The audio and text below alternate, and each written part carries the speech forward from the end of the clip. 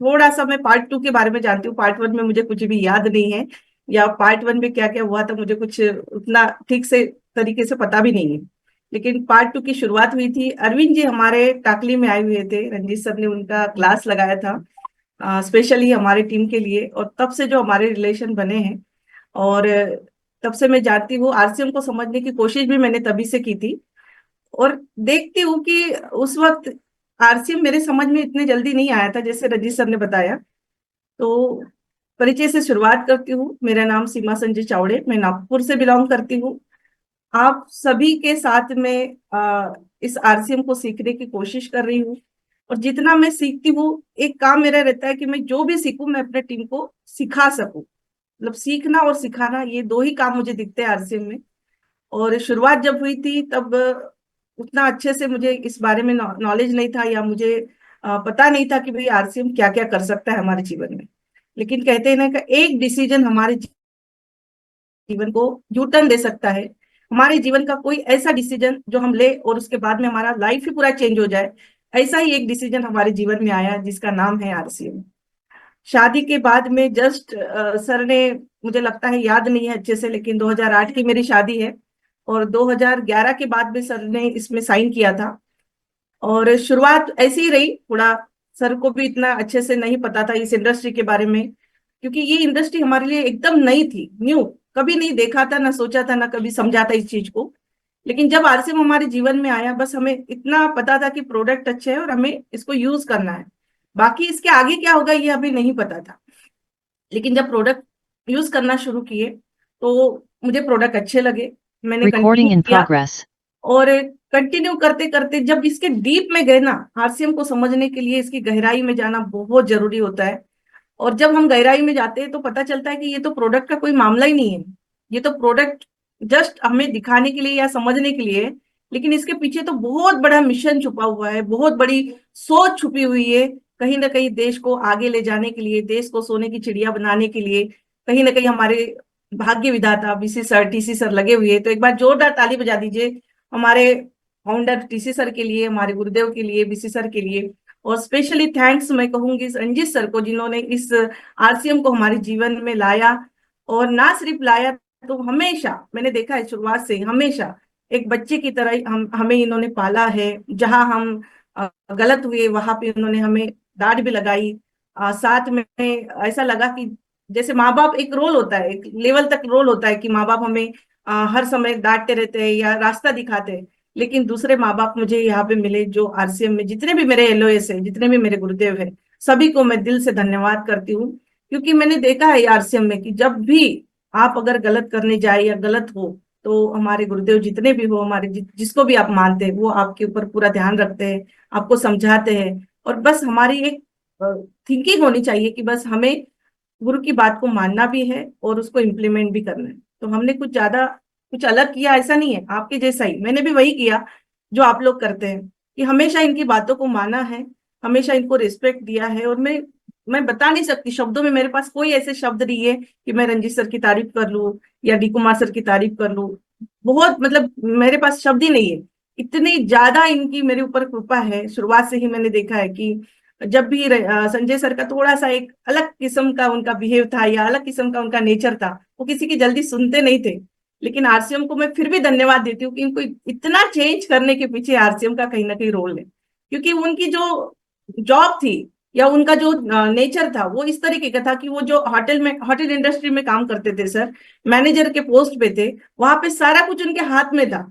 तो उनको वो बॉस वाली फीलिंग ज्यादा आती थी। और वो हमेशा उनके हाथ के नीचे जब 10-12 लड़के काम करते हैं, या उन वही अपॉइंट करते हैं, वही किसी को निकालते हैं, ऐसी उनकी पोजीशन थी। आज मोदी नंबर 3 में बर्डी जैसे जगह पे, अच्छा जैन होटल है, वहां पे वो काम करते थे। तो तब शुरुआत में ऐसा लगा नहीं था कि संजय सर इतना चेंज हो जाएंगे, या इतना उनके अंदर ये जो जितनी भी स्किल दिखती है आज, ये सारा कुछ कमाल है आरसीएम का। तो आरसीएम सिर्फ पैसे के लिए करना, ये मेरे लिए तो मतलब बहुत छोटी चीज है। पैसा तो बहुत बाद की चीज आती है आरसीएम में, उसके पहले बहुत सारी चीजें हमारे अंदर चेंज होती है।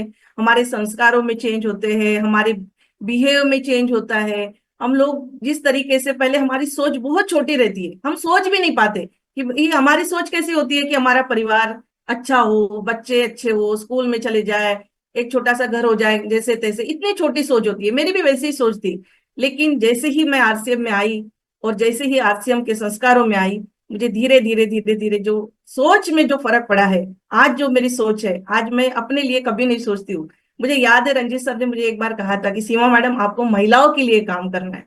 वो शब्द मैंने अपने मन में ले लिया था कि हाँ, ये मैं कर सकती हूँ। क्योंकि शुरुआत में मेरा विजन ये नहीं था कि आरसीएम में कुछ बड़ा हो जाए या कुछ कर लेंगे। लेकिन मुझे शुरुआत से, बचपन से पसंद है कि किसी की मदद कर देना या किसी महिलाओं की मदद कर देना, ये मेरा बचपन से क्रेज रहा है। और वही चीज जब मुझे आरसीएम में मिली तो मुझे ऐसा लगा कि मेरे दिल की बात जो मैं कर सकती हूँ इसमें, वो मुझे मिल रहा है। तो शुरुआत मेरी ऐसी हुई कि जब पार्ट टाइम सर करते थे, सर ने जैसे बताया अभी कि पार्ट टाइम करते थे, जैसे 6 से 12 का उनका ड्यूटी होता था। सुबह 6 बजे घर से निकल जाते थे, रात के 12 बजे तक ड्यूटी होता था। उस टाइम में मेरे पास कुछ नहीं था करने के लिए, तो मैंने तब डीएड जैसा डीएड किया, उसके बाद ग्रेजुएशन किया, शादी के बाद कंप्लीट किया। क्योंकि हमारे यहाँ पे थोड़ा सा लड़कियों को जल्दी शादी करके भेज देते हैं, तो मेरी भी शादी थोड़ा सा जल्दीबाजी में हुई। और जब मैंने डीएड वीएड किया तो तब मेरा दिमाग था कि भाई चलो, इसमें नौकरी मिल जाए तो कर लेंगे, टीचर बन जाएंगे। वो भी एक मेरी दिल की इच्छा थी कि बड़े होकर हमें टीचर बनना है। लेकिन जैसे ही शादी हुई, शादी के बाद में पता चला कि भाई इसमें तो बहुत सारा पैसा भरना पड़ता है, पैसा भरेंगे तब नौकरी मिलेगी। तो हमने उसको हटा दिए कि नहीं, हमें कोई पैसा वैसा नहीं भरना है। हमें कुछ ऐसा करना है कि जिसमें हमारे मन को भी शांति मिले, हमारे घर में पैसा भी आ जाए। तो आरसीएम जब हमारे जीवन में आया तो शुरुआत में विश्वास नहीं हुआ कि यहाँ से पैसा भी मिलेगा। मुझे याद है कि मुझे शुरुआत में बहुत बड़ा चैलेंज हुआ था हमारे साथ में। और कई 2-3 लाख का कर्जा हो गया था सर के ऊपर, और बहुत ज्यादा डिस्टर्ब हो गए थे हम दोनों, बहुत ज्यादा। इतना ज्यादा डिस्टर्ब हुए थे कि वहां से निकलना हमारे लिए मुश्किल था। लेकिन उसी वक्त बेग सर हमारे घर में आए, और बेग सर ने एक चीज बोला था, वो भी मुझे याद है कि सीमा मैडम, इसमें 5,000 रुपये कमाना मुश्किल है, लेकिन आपके 50,000 रुपये आना ये बहुत आसान है, अगर आप इसमें टिके रहे तो। मुझे उस वक्त नहीं समझा कि सर क्या बोल रहे हैं। लेकिन मैंने एक बार रंजीत सर का इनकम का, सर ने मुझे दिखाया था स्टेटमेंट, जेरोक्स करके लाए थे सर।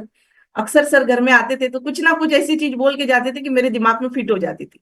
तो रंजीत सर ने जब स्टेटमेंट दिखाए, तब सर का शायद टेक्निकल हो रखा था, और सर की इनकम थी तब 50,000 रुपए। और वो मैंने स्टेटमेंट देखा।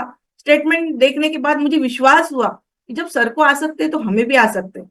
और तब मैंने सर को बोला कि हाँ, आप करिए, पार्ट टाइम में करिए, लेकिन करिए। सपोर्ट मेरा शुरुआत से था सर को, कभी मैंने मना नहीं किया, उनको कहीं जाने से नहीं रोका, कभी डाउट नहीं किया।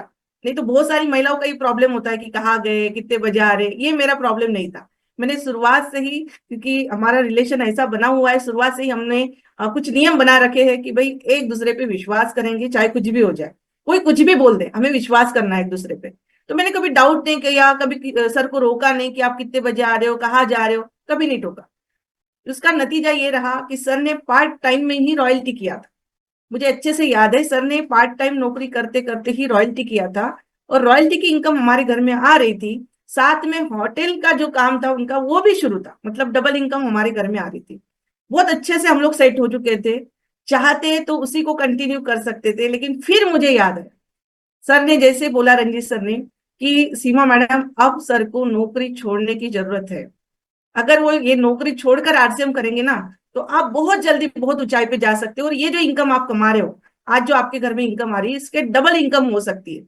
मैंने फिर सर पे विश्वास किया, मैंने फिर से अपने अपलाइन पे विश्वास किया, और नौकरी सर ने जस्ट, आप एक समझ जाइए कि बोलते हैं ना कि ऊपर वाला भी आपके साथ होता है, जब भी आप कुछ डिसीजन लेते हैं, चाहे अच्छा ले चाहे बुरा ले, तो ऊपर वाला भी आपके साथ में होता है। और लॉकडाउन के जस्ट पहले सर ने नौकरी को छोड़ा और फुल टाइम आरसीएम करने का उन्होंने डिसीजन लिया। तकलीफ मुझे भी, उस वक्त सबसे ज्यादा परेशानी मुझे हुई, क्योंकि मुझे सिंगल फिर एक इनकम वहां से बंद होने वाली थी, वो सिर्फ आरसीएम की इनकम से घर चलने वाला था। लेकिन डिसीजन लेने में हम पीछे नहीं हटे। हमें लगा कि थोड़ी सी तकलीफ होगी, क्योंकि संघर्ष के बिना मजा नहीं आता। आरसीएम में जब तक हम संघर्ष नहीं करते ना, कुछ चीजें मुश्किलें नहीं आती ना, तो मजा नहीं आता। तो उस वक्त जो डिसीजन लिया सर ने, और उसी के बाद तुरंत लॉकडाउन आया। तो लॉकडाउन में मैंने देखा कि सबकी इनकम बंद हो रही थी, और हमारी इनकम बढ़ बढ़ के आ रही थी। तो जब ये मुझे और ज्यादा विश्वास हुआ कि हर काम अगर बंद हो सकता है, तो आरसीएम उसमें भी चल पड़ा। इसका मतलब ये है कि आरसीएम किसी भी स्थिति में चल सकता है, बस इस पे हमें काम करने की जरूरत है। तब हम दोनों जो लगे हैं, असली शुरुआत जो हमारी हुई है वो लॉकडाउन से हुई है, ये मैं सोचती हूँ। क्योंकि मैं भी पहले थोड़ा सा पार्ट टाइम में अपना पार्लर का काम कर लेती थी, पार्ट टाइम में पहले मैंने टीचिंग का भी काम कर रखा है। तो पहले मेरा भी 100% विश्वास नहीं था, ऐसा समझ सकते हैं आप। लेकिन लॉकडाउन ने ये सिखा दिया कि भाई आरसीएम से अच्छा कुछ भी नहीं है। और जब हम दोनों लगे, तो सर ने जैसे याद दिलाया, मुझे भी याद है सर का 170 के ऊपर कई सालों तक बिजनेस जा ही नहीं रहा था। और जब मेरी सर से बात हुई तो मैंने सर को कहा कि सर, इसको मुझे आगे लेकर जाना है, तो इसके लिए क्या करना चाहिए। सर ने कहा कि न्यू ज्वाइनिंग, इसके ऊपर कोई इलाज नहीं है, बस एक ही है कि आप न्यू ज्वाइनिंग करिए तो आपका बिजनेस बढ़ेगा। और उस वक्त मैं पर्सनली फील्ड में उतर कर 20-25 ज्वाइनिंग तो उसी महीने में कर दी थी, मुझे याद है अच्छे से। और उस वक्त जो सर का स्लैब बढ़ा और जो बिजनेस बढ़ा, मुझे लगता है कि उससे नीचे कभी आया ही नहीं। फिर वो 8% रॉयल्टी हुई, फिर टेक्निकल हुआ, हमने क्वालिफाई भी किए, कॉल के पिन पे भी चले गए। मतलब वहां से नीचे कभी नहीं है। क्या किया था मैंने, थोड़ी सी ज्वाइनिंग को बढ़ाया था। और ज्वाइनिंग जैसे ही बड़ी, बोलते हैं ना सतीश पंडित जी की, एक नई ज्वाइनिंग आपकी सारी समस्याओं का समाधान हो सकता है। कभी कभी हम लोग यही सोच में रहते हैं कि भाई इसके आगे हम क्यों नहीं जा रहे। तो जब भी कुछ ऐसा लगे तो हम अपलाइन से जरूर कंसल्ट करते हैं। और हमने जब जब भी हमको दुविधा हुई है, रंजीत सर से हमने हमेशा काउंसलिंग की है। और उसके बाद में मैंने पीछे मुड़कर नहीं देखा। क्योंकि मैंने इस बिजनेस में देखा है कि भाई अपलाइन जो कहते हैं उसको अगर मानने से हमारा बिजनेस बढ़ रहा है तो मानने में क्या जाता है। तो ये जब हुआ, टेक्निकल जब हुआ, उसके बाद में फिर हमें ऐसा लगा कि नहीं, अब और ज्यादा काम करने की जरूरत है। लेकिन होता क्या है कि बहुत सारे हमारे जो रिलेशन होते हैं आरसीएम बिजनेस में, मैंने देखा है कि अगर महिलाएं नहीं है आपके साथ में, मैंने ये पर्सनल मेरा अनुभव है, मैंने जब से महिलाओं से रिलेशन बनाया है मेरा बिजनेस मजबूत होते चला गया। जब भी मैंने महिलाओं से, क्योंकि ये फैमिली बिजनेस बन गया, मेरी टीम में सबसे ज्यादा कपल में काम करते हैं लोग। आज बिजनेस कुछ भी हो, उनका बिजनेस चाहे कुछ भी हो, लेकिन विश्वास कम नहीं होता। क्योंकि महिलाओं का जो बॉन्डिंग होता है ना, वो बहुत जबरदस्त होता है। हम दिल से किसी से जुड़ते हैं ना, तो कुछ भी बाधा आ जाए, कमजोर हो जाए, बिजनेस अप डाउन हो जाए, हम बस उनको ये बोल दे कि होगा, तो वो हमारे साथ में बिल्कुल खड़े रहती है। वो कभी निगेटिव नहीं होती। लेकिन होता क्या है कि अगर महिलाएं पॉजिटिव नहीं है, सिर्फ हस्बैंड कर रहे हैं, तो पीछे से वो बेचारी घर में क्या बोल रही है क्या, तो डिस्टर्ब रहता है माइंड। तो मेरा निवेदन है आप लोगों से कि आपके घर में जितने भी महिलाएं हैं, उनको जरूर आप इसमें शामिल करें। क्योंकि मैंने कुछ नहीं किया है, मैं तो ये बोलती हूँ कि मैंने सिर्फ सपोर्ट किया है। मैंने सर को हमेशा सपोर्ट किया है, मैंने रोका नहीं, टोका नहीं। उसका नतीजा ये है कि आज हम स्टार पल के पिन पे पहुंच चुके हैं। अगर मैं यहाँ से भी शुरुआत करूं, आज 1 PM की वजह से 100% मैं बाहर निकल चुकी हूँ, ये बोल सकते हैं। 100% आज लोग मुझे जानते हैं, मैंने अपनी अलग से पहचान बनाई है। तो कहीं ना कहीं आज मुझे बहुत अच्छा लगता है कि बीसी सर खुद कॉल करते हैं। कल अभिषेक भैया का खुद कॉल आया तो मुझे बड़ा प्राउड फील होता है कि भाई कभी सोचा करती थी, कभी मैं पार्ट 1 में जब भिलवाड़ा जाती थी ना, बहुत भीड़ रहती थी बीसी सर के आजू बाजू में। और सर को बात करने के लिए, सर के पैर छूने के लिए लोग भीड़ करते थे। और मैं दूर कोने से देखती थी कि कभी क्या इनसे मेरी पहचान होगी। और वो सपना जो मैंने सोचा था वो आज पूरा होते हुए दिखता है। आज बीसी सर नाम से जानते हैं, आज सारी अपलाइन नाम से जानते हैं, तो ये मेरे लिए बहुत प्राउड मैं फील करती हूँ। मुझे ऐसा लगता है कि हाँ, इस जीवन में आके मैंने भी कुछ किया है। नहीं तो आम सा जीवन जीने में कुछ नहीं लगता है, कब आए कब चले गए कुछ पता नहीं चलता है। और मैं भी वैसा ही जीवन जीती अगर आरसीएम मेरे जीवन में नहीं आता। लेकिन आरसीएम में आने के बाद जो मेरा जीवन बदला है, इसका कोई मेरे पास ऐसा शब्द नहीं है कि मैं इसकी तारीफ कर सकूं। इतना बड़ा चीज मुझे मिल चुका है इस जीवन में, जिसकी वजह से आज हम लाखों महिलाओं की, लाखों लोगों की जिंदगी अच्छी कर सकते हैं। तो यहाँ पे बहुत अच्छी संगत भी मिलती है। हमारी पहले जो संगत होती थी वो कैसे होती थी, आम लोगों के साथ में वही कच कच कच कच, हम सास के साथ लड़ेंगे, कभी वो देवरानी के साथ, कभी जेठानी के साथ, ये होते रहता है। क्योंकि ये परिवार है, परिवार में वही चलता है। अगर आपकी महिलाओं को आप बिजी नहीं करेंगे तो यही चलेगा और घर में आप डिस्टर्ब रहेंगे। तो यहाँ पे आने के बाद संगत आपकी अच्छी हो जाती है, अच्छे विचारों में आप चले जाते हैं, अच्छे लोगों से आप बात करते हैं। तो संगत का बहुत बड़ा फर्क पड़ता है। उसके बाद में हम लोग जो बिजनेस कर रहे हैं, इसमें समर्पण भावना हम लोग अगर अगर रखे, 100% समर्पण अगर हम लोग करें। हम लोग होते क्या है कि 90% आज भी हम लोग कहीं ना कहीं दुविधा में रहते हैं कि किसी चीज को करे कि नहीं करे, इस चीज को करे कि नहीं करे, डाउटफुल काम होता है। और जहां डाउट होगा वहां पे कुछ ना कुछ गड़बड़ जरूर होगा। तो 100% समर्पण हमें आरसीएम में करना चाहिए। मैंने अपने आप से चैलेंज लिया, कई बार चैलेंज लिया। अभी के स्टार पल के पहले की बात करूं तो सर बोलते थे कि मुझे कार लेना है, लेकिन एक्चुअली मुझे कार सूट नहीं करती है। मैं कोई भी कार में बैठूं तो मुझे सूट नहीं करता है। तो मैंने सर से कहा कि आप मुझे घर दिला दो। कभी किराए के घर में 15-18 साल हो गए किराए के घर में रहते थे। मुझे याद है एक बार डी कुमार सर आए थे वो वाली रूम पे, और घर मालकिन ने बोल दिया था कि भाई ये क्या तुम लोगों ने तमाशा लगा रखा है, इतने सारे लोगों को बुलाते हो, कल की कल खाली कर दो।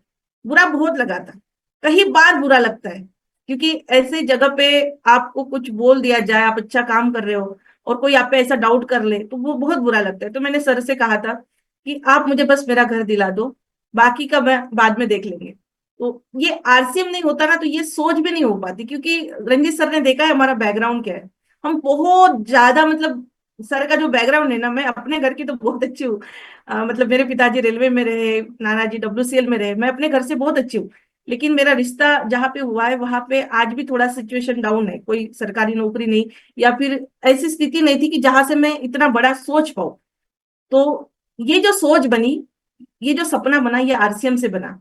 और आज मैं अपने खुद के फ्लैट में नागपुर जैसे सिटी पे अगर मैं हूँ तो ये कहीं ना कहीं आरसीएम की देन है। इसलिए एक बार आरसीएम के लिए और जोरदार शानदार ताली बजा दीजिए, क्योंकि आरसीएम नहीं होता तो आज हम लोग नहीं होते, और आज जो मैं यहाँ पे बोल पा रही हूँ वे भी बोल नहीं पाती। बहुत ज्यादा स्ट्रगल रहता जीवन में, लेकिन आज हर तरफ मुझे खुशहाली खुशहाली दिखती है। आज हर तरफ सोच से मैं इतनी बड़ी बन चुकी हूँ कि मुझे ये बहुत छोटा लगता है। ऐसा लगता है कि ये तो कुछ भी नहीं, अब तो शुरुआत हुई है, इससे बड़े बड़े हमें काम करना है। और यहाँ पे जो सुरक्षा मिलती है आरसीएम में, सुरक्षा के लिए हम सारे लोग यहाँ पे काम करते हैं सुरक्षा के लिए। पहले अगर हम आरसीएम नहीं करते तो से ज्यादा क्या सोचते कि भाई बेटा बड़ा हो जाएगा, पढ़ लिख लेगा, कोई नौकरी कर लेगा और बाद में हमें संभालेगा। यही सोच रहती है, और लोग पढ़ाते भी इसीलिए बच्चे को कि ये पढ़ जाए और कैसे भी करके हमारे जीवन का गुजारा हो जाए। लेकिन आज ये सोच नहीं है। आज आरसीएम में आकर हमारी सोच अलग हो चुकी है। हम लोग ये सोचते हैं कि आज हमारा बेटा जो भी पढ़े, जितना भी पढ़े, कल ही उसका रिजल्ट लेकर आई हूँ, ज्यादा टेंशन नहीं है।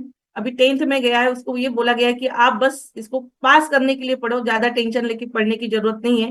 करना आपको आरसीएम है, क्योंकि ये जो कुछ भी है हम अपने बच्चे को ट्रांसफर कर सकते हैं। आज हमारी जो इनकम है वो हम अपने बच्चे को दे सकते हैं, तो वो भी टेंशन खत्म है। मतलब एक प्रकार से आरसीएम में आने के बाद आपका 99% टेंशन खत्म है। तो ये जो हमारा काम है, आज समय की बात करें तो समय हमारे पास पहले से कहीं गुना बढ़ गया है। आज कहीं चले जाए, अभी मुंबई जैसे शहर में हम लोग 4 दिन रुके, कोई टेंशन नहीं था। सतीश पंडित जी ने एक लाइन बोला है ना कि अगर जीवन आरसीएम के बिना सोचे और आरसीएम के साथ में सोचे तो बहुत फर्क है। जीवन को आरसीएम के साथ जीना, असली जीने का मजा तो आरसीएम के साथ है। और ये मैं फील करती हूँ। अभी तो शुरुआत है, अभी बहुत आगे जाना है, क्योंकि यहाँ पे आने के बाद ऐसा लगता है कि अरे अभी तो कुछ भी नहीं किया है, अभी तो शुरुआत मात्र है। और गुरुदेव का साथ रहा तो हम बहुत जल्द बहुत बड़े पिन पे जाने का सोच रहे हैं। और आप लोगों को बस इतना ही करेंगे कि होते हैं जिनके हौसले, मिलते हैं उनको रास्ते, ये दुनिया नहीं है दोस्तों बुजदिलों के वास्ते। हमने हिम्मत की आरसीएम में आने हाँ, के बाद, हाँ, हमने जो भी चैलेंज फेस किया, आज चैलेंज मुझे दिखता ही नहीं है। बहुत सारे लोग चैलेंज को बता, लेकिन मुझे चैलेंज दिखता ही नहीं है। इतना आनंद देने वाला बिजनेस, इतनी खुशी देने वाला बिजनेस, अगर हम लोग संघर्ष को संघर्ष मानेंगे ना तो हमको लगता है कि संघर्ष हो रहा है। लेकिन यहाँ पे संघर्ष में भी अगर मजा लिया जाए, आनंद लिया जाए, तो संघर्ष भी संघर्ष नहीं लगता। आज हम जो कुछ भी कर रहे हैं बड़े मजे से कर रहे हैं, कोई टेंशन नहीं है। तो आप लोग भी इसको आनंद के साथ करेंगे। और मेरी गुजारिश है कि जितनी भी महिला यहाँ पे होगी आज के डेट पे, जैसे हीरावती जी मुझे दिख रही है, चाहे कुछ भी एज हो, चाहे कुछ भी आज की स्थिति हो, कुछ भी बिजनेस हो, अगर महिलाएं ठान लेती है ना, जिस दिन महिलाएं ठान लेती है कि मुझे कुछ करना है, तो वो कितना भी आप उसको नेगेटिव करने की कोशिश कर लो, वो नेगेटिव नहीं होती। मैं अपने से बता रही हूँ, कितना भी आप कोशिश कर लो। कई बार सर के साथ मेरी ऐसी लड़ाई हो जाती है, कई बार तो पहले भी हम लोग इसलिए लड़ते थे कि आप मुझे सेमिनार क्यों लेके जाते हो, क्योंकि कोई लेडीज ही नहीं दिखती थी सेमिनार में। सर मुझे जबरदस्ती लेकर जाते थे। मैं बोलती थी यार कोई नहीं दिखता, आप मुझे क्यों लेकर जाते हो। तो आज मुझे समझ में आया कि सर जब मुझे लेकर जाते थे तो मेरे अंदर कहीं ना कहीं वो चीजें जा रही थी। आज मुझे समझ में आ रहा है कि मेरे लिए वो कितना जरूरी था। तो आप भी अपनी महिलाओं को, वो करे ना करे कोई टेंशन नहीं, उसको सेमिनार में जरूर लेकर जाइए, बड़े इवेंट में जरूर लेकर जाइए। कब आपकी तकदीर और तस्वीर बदल जाएंगी आपको भी पता नहीं चलेगा। क्योंकि जिस दिन महिला ठान लेती है ना कि हमें करना है, चाहे कुछ भी हो जाए, तो फिर सर आज मुझे बोलते कि तू कुछ मत कर। मैं आपको रियलिटी बता रही हूँ, कभी कभी इसलिए भी लड़ाई हो जाती है कि अब तू अपना घर देख ले, काम देख ले, लेकिन मैं बोलती हूँ बिल्कुल नहीं। पहले एक तो घर से निकालना नहीं चाहिए था, अब मैं बंद करने वाली नहीं हूँ। इतना कॉन्फिडेंस मेरे अंदर आ गया है आरसीएम की वजह से। क्योंकि आज मैंने जो कुछ भी हासिल किया है, जो मेरी पहचान है, वो आरसीएम की वजह से। तो दुनिया इधर की उधर हो जाए, मैं आरसीएम को तो छोड़ने वाली नहीं हूँ और पीछे भी होने वाली नहीं हूँ। क्योंकि मुझे पता है कि गुरुदेव का साथ है, सभी ऋषि सर का साथ है, सबका साथ है, तो हमारा विकास तो होने वाला है। थैंक यू सो मच गुरुदेव, आज आपने मुझे मौका दिया